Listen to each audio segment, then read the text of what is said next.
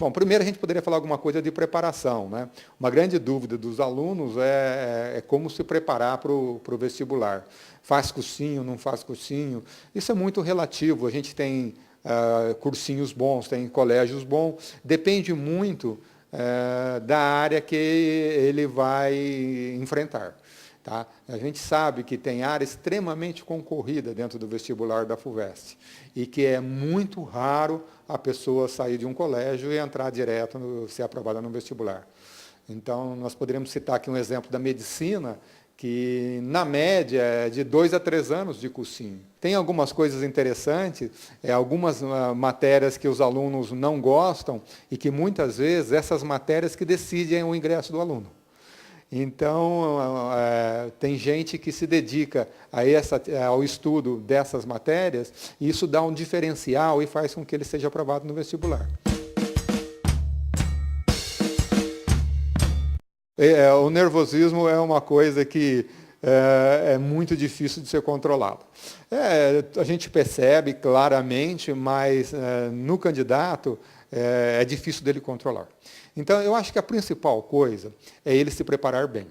Tá? Ele estando bem preparado, ele tem condição de ficar mais tranquilo. Né? Isso daí, agora, quem tem, mesmo tem pessoas que estando bem preparadas, elas têm dificuldade de lidar com o nervosismo. Bom, nesse caso aí, a recomendação é treinar. Tá? A FUVEST, por exemplo, ela dá uma opção para treineiro, né? E esse treineiro faz o vestibular, vê como ele pode chegar muito nervoso, e aí a tendência é na segunda, quando da realização do vestibular para valer, ele esteja mais tranquilo, né? Então, primeira coisa, cumprimento de horário, né? Olha, tem que chegar com antecedência para fechamento de portão, etc. Tem que ver o local de exame com antecedência. Aqui em Pirassununga, nós aplicamos o vestibular na região, né?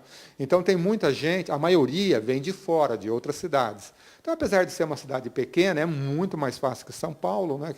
Campinas, Ribeirão, etc., mas mesmo assim, eles têm alguma dificuldade. Então, a gente recomenda que venha antes para encontrar o local de exame. Depois, chegar no horário.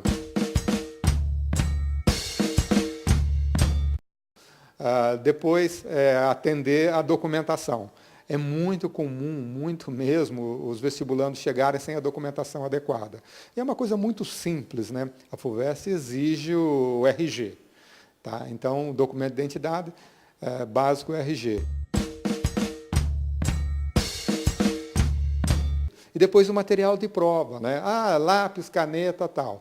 Tá, aí quando você chega numa prova de física ou de matemática, é permitido esquadro, compasso, transferidor.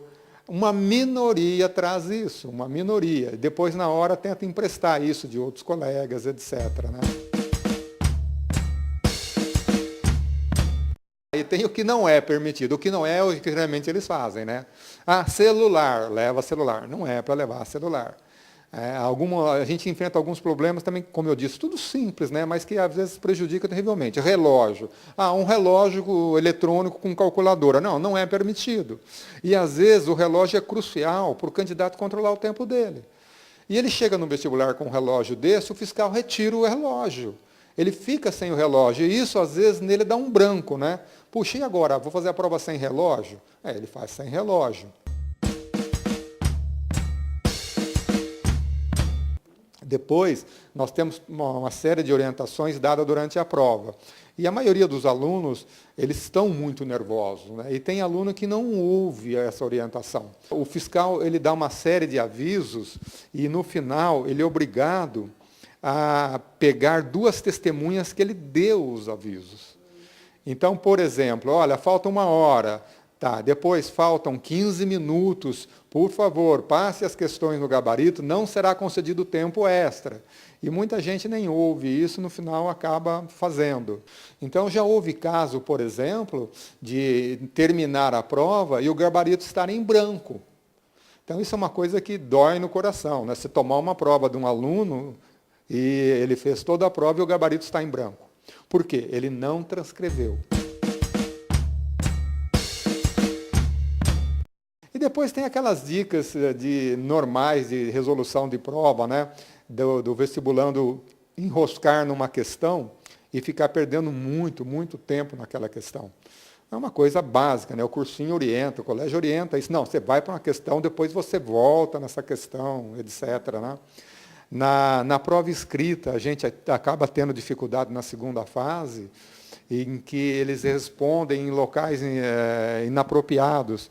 As provas da FUVEST, é uma outra dica interessante, elas são escaneadas, as respostas, e são distribuídas aos corretores. Então, a princípio, elas vão para 2 corretores. E eles corrigem, e se houver uma variação maior que a permitida entre os 2 corretores, ela vai para um 3º corretor.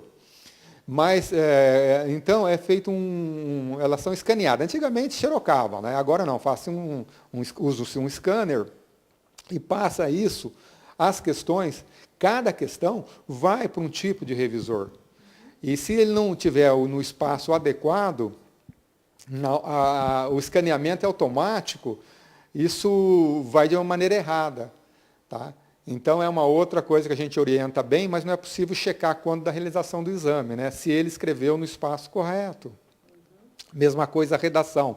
Tem um espaço para redação, né? É um retângulo, e aí, se tiver alguma coisa fora desse retângulo, não vai para o corretor.